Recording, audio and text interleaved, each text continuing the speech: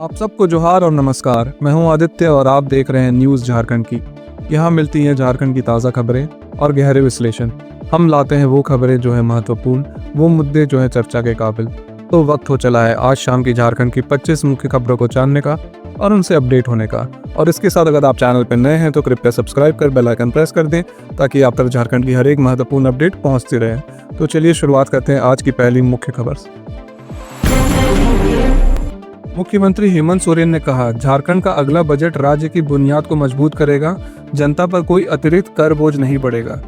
मुख्यमंत्री हेमंत सोरेन ने project building में हुई प्री बजट बैठक में कहा कि आगामी राज्य बजट सरकार की बुनियाद को मजबूत करने की दिशा में अहम कदम होगा और सरकार जनता पर कोई अतिरिक्त कर बोझ नहीं डालेगी। उन्होंने केंद्र सरकार द्वारा जीएसटी मुआवजा बंद करने पर निराशा जताते हुए कहा कि अब राज्य को अपना संसाधन खुद जुटाने होंगे। मुख्यमंत्री ने मुख्यमंत्री मैया सम्मान योजना की सराहना की, जिसके तहत 56 लाख महिलाओं को हर महीने 2500 रुपए मिलेंगे। उन्होंने भरोसा दिलाया कि झारखंड सरकार अपने संसाधनों का सही इस्तेमाल कर योजनाओं का वित्त पोषण करेगी। जेएमएम सांसद महुआ माझी के खिलाफ आचार संहिता उल्लंघन मामले में रांची पुलिस ने दाखिल की चार्जशीट। एमपी एमएलए विशेष अदालत में होगी सुनवाई। झारखंड मुक्ति मोर्चा जेएमएम की राज्यसभा सांसद और रांची विधानसभा सीट से उम्मीदवार महुआ माझी के खिलाफ आचार संहिता उल्लंघन मामले में रांची पुलिस ने चार्जशीट दाखिल कर दी है। हिंदपीढ़ी थाने में दर्ज मामले में पुलिस ने प्रथम दृष्टया आरोपों को सही पाया, जिससे अब यह केस एमपी एमएलए विशेष अदालत में ट्रांसफर होकर आगे की सुनवाई के लिए बढ़ सकता है। महुआ माझी पर चुनाव प्रचार सामग्री सार्वजनिक स्थानों पर लगाने का आरोप है, जो आचार संहिता का उल्लंघन माना गया है। कर्तव्य पथ पर पहली बार गणतंत्र दिवस समारोह का गवाह बने झारखंड के पंचायत प्रतिनिधि। नेतरहाट पंचायत के मुखिया राम विश्वन नगेसिया ने बढ़ाया राज्य का मान। झारखंड के पंचायत प्रतिनिधियों ने पहली बार कर्तव्य पथ पर गणतंत्र दिवस समारोह का प्रत्यक्ष अनुभव किया। नेतरहाट पंचायत के मुखिया राम विश्वन नगेसिया को इस ऐतिहासिक अवसर पर आमंत्रित किया गया, जहां उन्होंने पारंपरिक वेशभूषा में झारखंड की सांस्कृतिक विरासत को दर्शाया। उन्होंने इसे गर्व का क्षण बताते हुए कहा कि यह संविधान और लोकतंत्र की मजबूती का प्रतीक है। उनके नेतृत्व में पंचायत में होम स्टे सुविधा और कचरा डंपिंग प्रबंधन जैसी योजनाओं को सफलतापूर्वक लागू किया गया, जिससे महुआ डांड को राष्ट्रीय स्तर पर पहचान मिली। हजारीबाग में पुलिस की बड़ी कार्रवाई। कटकमदाग थाना क्षेत्र के हरुदाग गांव में 35 लाख रुपए की 9500 बोतल अवैध विदेशी शराब जब्त, 19 वर्षीय तस्कर गिरफ्तार। हजारीबाग पुलिस ने अवैध शराब तस्करी के खिलाफ बड़ी कार्रवाई करते हुए कटकमदाग थाना क्षेत्र के हरुदाग गांव में 35 लाख रुपए की 9500 बोतल विदेशी शराब जब्त की। एसपी अरविंद कुमार सिंह को मिली गुप्त सूचना के आधार पर हुई इस छापेमारी में 19 वर्षीय क्रिस्टोपाल हंस को गिरफ्तार किया गया। डीएसपी अमित कुमार ने कहा कि जिले में अवैध नशे के कारोबार को किसी भी हाल में बर्दाश्त नहीं किया जाएगा। इस कार्रवाई से शराब माफियाओं में हड़कंप मच गया है।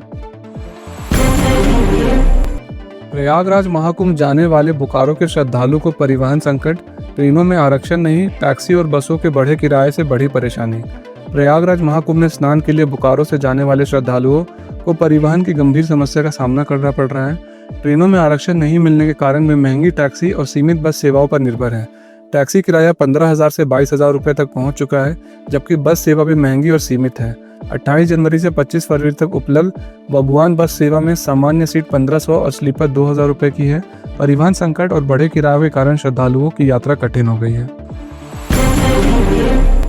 झारखंड बिजली वितरण निगम की उपभोक्ताओं से अपील, जल्द लगवाएं prepaid smart meter, mobile number update कर व्हाट्सएप पर पाएं बिजली बिल। झारखंड बिजली वितरण निगम लिमिटेड JBVNL ने उपभोक्ताओं से जल्द प्रीपेड स्मार्ट मीटर लगवाने की अपील की है। जिन घरों में अब तक मीटर नहीं लगे हैं वे टोल फ्री नंबर 1912 या क्षेत्रीय कार्यालय से संपर्क कर सकते हैं। उपभोक्ताओं के बिजली कनेक्शन से मोबाइल और व्हाट्सएप नंबर जोड़े जा रहे हैं ताकि बिजली बिल सीधे व्हाट्सएप पर मिले। रांची के उपभोक्ताओं के लिए अलग अलग क्षेत्रीय कार्यालयों के संपर्क नंबर जारी किए गए हैं, जहां से जानकारी प्राप्त की जा सकती है। पलामू टाइगर रिजर्व से भटककर दलमा पहुंचा बाघ। पटमदा के गांव में मिले पंजों के निशान, वन विभाग ने बढ़ाई सतर्कता। पलामू टाइगर रिजर्व से निकला बाघ एक बार फिर जमशेदपुर के दलमा अभ्यारण्य में पहुंच चुका है। पटमदा के गोबर घुसी पंचायत के कुकड़ू और ओपो गांव में बाघ के पंजों के निशान मिलने से ग्रामीणों में दहशत है। वन विभाग ने पुष्टि करते हुए इलाके में सतर्कता बढ़ा दी है और कैमरे लगाए हैं। DFO सबा आलम अंसारी ने बताया कि बाघ दलमा में मौजूद है और उसे ट्रेस किया जा रहा है। इससे पहले वह घाटशिला से पश्चिम बंगाल के बेलपहाड़ी और पुरुलिया होते हुए वापस दलमा पहुंचा था। मानगो की समस्याओं को लेकर भाजपा का नगर निगम कार्यालय पर प्रदर्शन। 6 दिनों में समाधान नहीं तो उग्र आंदोलन की चेतावनी। जमशेदपुर के मानगो क्षेत्र की बिजली, पानी, सड़क, नाली और सफाई व्यवस्था की बदहाली के खिलाफ भाजपा जिला कमेटी ने नगर निगम कार्यालय में प्रदर्शन कर नगर आयुक्त को ज्ञापन सौंपा। प्रदर्शन का नेतृत्व जिलाध्यक्ष सुधांशु ओझा और भाजपा प्रदेश व्यापार प्रकोष्ठ के संयोजक नीरज सिंह ने किया। उन्होंने कहा कि सफाई व्यवस्था ठप होने के बावजूद होल्डिंग टैक्स 4 गुना बढ़ा दिया गया है। भाजपा ने 6 दिनों में समाधान की मांग की है, अन्यथा उग्र आंदोलन की चेतावनी दी है। पश्चिम सिंहभूम में सुरक्षा बलों और नक्सलियों के बीच मुठभेड़, 2 नक्सली ढेर, 1 महिला भी शामिल, घायल सीआरपीएफ जवान को इलाज के लिए भेजा गया। झारखंड के पश्चिमी सिंहभूम जिले के चाईबासा के सोनुआ थाना क्षेत्र में सुरक्षा बलों और नक्सलियों के बीच मुठभेड़ हुई, जिसमें 2 नक्सली मारे गए, जिनमें 1 महिला भी शामिल है। मुठभेड़ के दौरान 1 सीआरपीएफ जवान घायल हो गया, जिसे इलाज के लिए चक्रधरपुर भेजा गया। सुरक्षा बलों ने मौके पर इंसास राइफल और गोलियां बरामद की, लेकिन मारे गए नक्सलियों की पहचान नहीं हो पाई है। एसपी आशुतोष शेखर के अनुसार पुलिस और सीआरपीएफ की संयुक्त टीम नक्सलियों के खिलाफ अभियान चला रही थी, जब नक्सलियों ने फायरिंग शुरू कर दी। आत्मरक्षा में सुरक्षा बलों ने जवाबी फायरिंग की और 2 नक्सलियों को मार गिराया। खूंटी के कोलोमदा गांव में नशा मुक्ति अभियान और लघु उद्योग की शुरुआत, पत्तल निर्माण से रोजगार सृजन करने की योजना।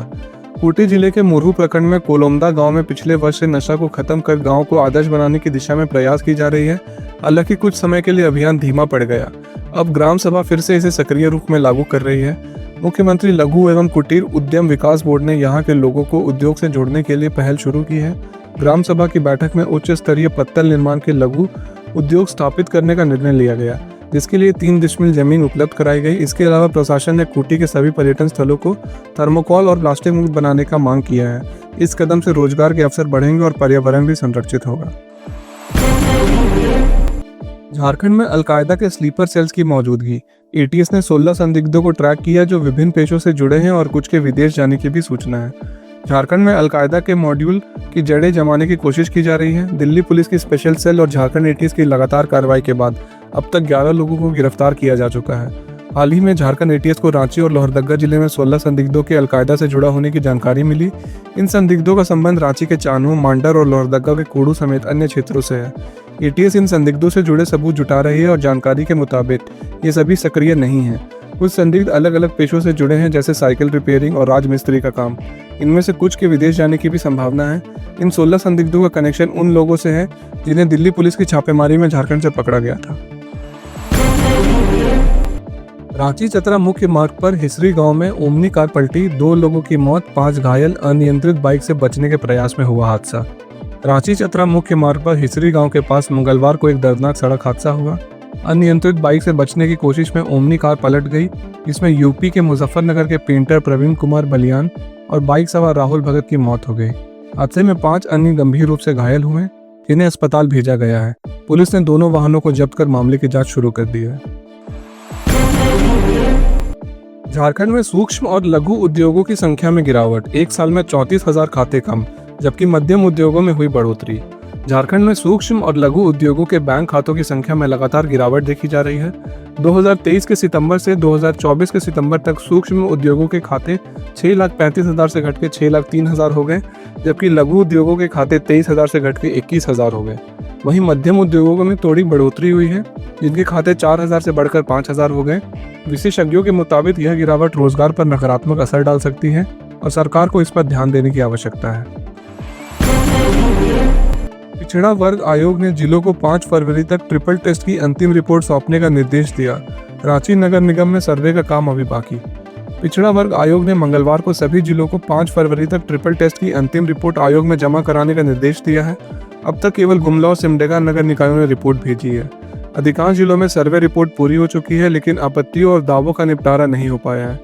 रांची नगर निगम में सर्वे का काम अभी तक पूरा नहीं हुआ है, जबकि बुंडू नगर पंचायत में सर्वे पूरा कर लिया गया है। आयोग ने उम्मीद जताई है कि 5 फरवरी तक अधिकांश जिलों से रिपोर्ट प्राप्त हो जाएगी। सुषमा बड़ाइक यौन शोषण मामले में बर्खास्त आईपीएस अधिकारी पीएस नटराजन की याचिका पर झारखंड हाईकोर्ट में सुनवाई, अगली तिथि 8 मार्च को। सुषमा बड़ाइक यौन शोषण मामला में चर्चे में आए पूर्व आईपीएस अधिकारी पीएस नटराजन के मामले में झारखंड हाईकोर्ट ने राज्य सरकार की याचिका पर सुनवाई की। 2012 में विभागीय कार्रवाई के तहत बर्खास्त किए गए नटराजन को बाद में कोर्ट ने आरोपों से बरी कर दिया था।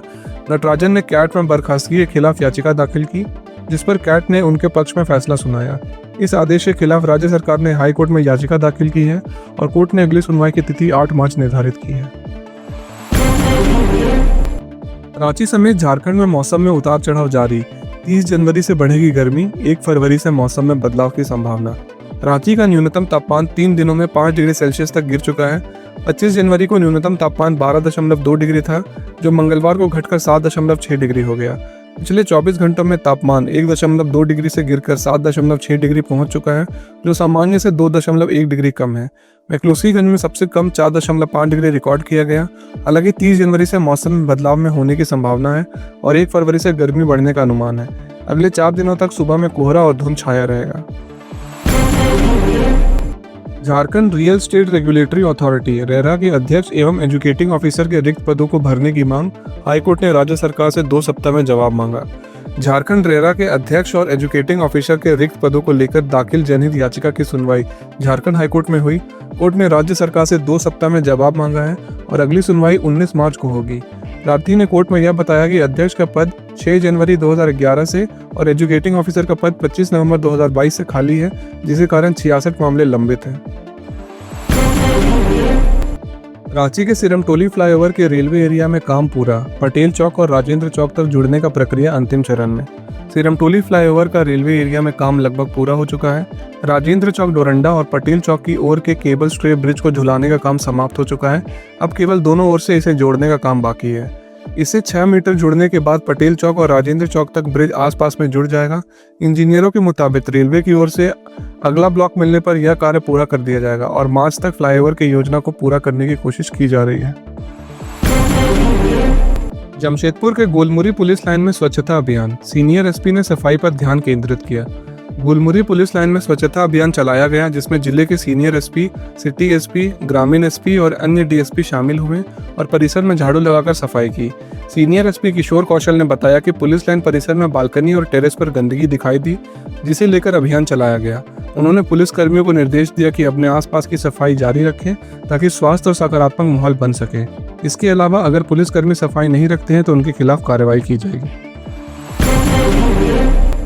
सीएम हेमंत सोरेन ने प्रयागराज कुंभ हादसे पर जताई चिंता, कहा घायलों के शीघ्र स्वास्थ्य होने की कामना।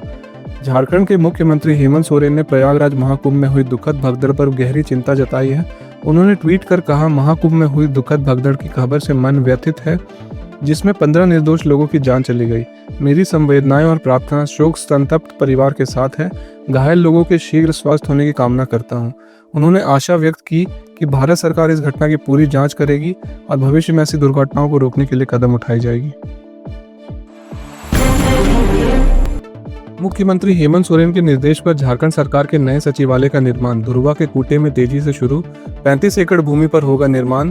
भवन निर्माण विभाग को सौंपा गया जिम्मा। मुख्यमंत्री हेमंत सोरेन के निर्देश पर झारखंड सरकार का नया सचिवालय निर्माण धुरवा के कूटे में शुरू हो गया है। यह नया सचिवालय 35 एकड़ भूमि पर बनाया जाएगा, जो नए विधानसभा भवन के पास स्थित है। इस परियोजना को 2022 में ऑथराइज कमेटी ने मंजूरी दी थी और पहले इसे जूडको को सौंपा गया था, लेकिन अब इसे भवन निर्माण विभाग को सौंपा गया है। सचिवालय का डिजाइन तैयार करने का कार्य तेजी से चल रहा है। पिछले 22 वर्षों में झारखंड के अलग राज्य बनने के बाद सचिवालय का नया भवन नहीं बन पाया था। पहले सचिवालय को एचईसी में किराए पर लेकर चलाया जाता था, लेकिन अब यह व्यवस्था बदलने जा रही है। प्रयागराज महाकुंभ में देवघर के 5000 लोग सुरक्षित, भगदड़ के बावजूद सब ठीक। पुरोहित दीपू मिश्रा ने दी जानकारी। प्रयागराज महाकुंभ में देवघर से गए करीब 5000 श्रद्धालु 1 महीने से कल्पवास कर रहे हैं। भगदड़ की घटना के बाद देवघर वासियों की चिंता बढ़ गई, लेकिन पुरोहित दीपू मिश्रा ने वीडियो जारी कर बताया कि सभी श्रद्धालु पूरी तरह सुरक्षित हैं। उन्होंने कहा कि घटना के समय सभी लोग अपने निर्धारित स्थानों पर थे और बाद में संगम में स्नान किया। संपर्क में दिक्कत होने की वजह से परिजनों से बातचीत नहीं हो पा रही थी, लेकिन सभी सुरक्षित हैं। साहिबगंज के गायब युवक सफियान मोमीन का 5 साल बाद बांग्लादेश में भटकते हुए वीडियो सामने आया। सांसद विजय हांसदा ने घर वापसी के लिए मदद का आश्वासन दिया। साहिबगंज जिले के तलबड़िया गांव के सफियान मोमीन, जो 5 साल पहले अचानक लापता हो गए थे, अब बांग्लादेश में एक वीडियो में भटकते हुए नजर आए हैं। वीडियो में सफियान को मानसिक रूप से अस्वस्थ दिखाया गया है, जहां बांग्लादेश पुलिस उसे नए कपड़े पहना रही है और भोजन दे रही है। सफियान के परिवार ने उसकी खोज के लिए हर संभव प्रयास किया, लेकिन कोई सुराग नहीं मिला। अब वे प्रशासन और जनप्रतिनिधियों से मदद की गुहार लगा रहे हैं। झामुमो सांसद विजय हांसदा ने सफियान को घर वापसी लाने के लिए मदद का आश्वासन दिया है। झारखंड में स्वास्थ्य सेवाओं को बेहतर बनाने के लिए स्वास्थ्य मंत्री डॉक्टर इरफान अंसारी 6 नए मेडिकल कॉलेज और रांची में एम्स की मांग करेंगे। केंद्र सरकार से स्पेशल पैकेज की भी अपील। झारखंड सरकार स्वास्थ्य सेवाओं को सुधारने के लिए तेजी से कदम उठा रही है। स्वास्थ्य मंत्री डॉक्टर इरफान अंसारी जल्दी केंद्रीय स्वास्थ्य मंत्री जेपी नड्डा से मुलाकात कर रांची में एम्स और राज्य के 6 जिले जामताड़ा, देवघर, धनबाद, जमशेदपुर, गिरिडीह और खूंटी में मेडिकल कॉलेज खोलने का प्रस्ताव रखेंगे। ये college public private partnership model पर संचालित होंगे। साथ ही रांची में मेडिको सिटी का स्थापना के लिए 3,781 करोड़ रुपए का प्रस्ताव भी तैयार किया गया है। मंत्री केंद्र से स्पेशल पैकेज और राष्ट्रीय स्वास्थ्य अभियान के तहत अधिक धनराशि की मांग करेंगे। झारखंड के 31 जिलों में से कई की स्थिति जर्जर। मरम्मत का काम फिर से पीडब्ल्यूडी के तहत होगा। होटवार, जामताड़ा और तेनूघाट जेल सबसे ज्यादा प्रभावित। झारखंड की 31 जिलों में से कई की स्थिति बेहद खराब हो चुकी है और उन्हें जल्द मरम्मत की आवश्यकता है। इनमें से होटवार स्थित बिरसा मुंडा केंद्र कारा, जामताड़ा जेल, लोहरदगा जेल और तेनूघाट जेल खासतौर पर जर्जर हालत में है। होटवार जेल की बाउंड्री में दरारें आ गई हैं। जामताड़ा जेल की दीवारों का प्लास्टर गिर चुका है और तेनूघाट जेल की बाउंड्री और इमारत के कई हिस्से खराब हो गए हैं। पहले जेलों की मरम्मत का कार्य पीडब्ल्यूडी द्वारा किया जाता था, लेकिन अब इसे झारखंड पुलिस हाउसिंग निगम के हवाले किया गया था, जिसकी लागत में 30 से 40% की वृद्धि के कारण अब मरम्मत का कार्य फिर से पीडब्ल्यूडी को सौंपा गया है। तो ये थी आज शाम की झारखंड की 25 मुख्य खबरें। ऐसे ही झारखंड की मुख्य खबरों को जानते रहने के लिए हमारे चैनल को सब्सक्राइब कर बेल आइकन प्रेस कर दें। मिलते हैं कल सुबह 5 बजे। धन्यवाद।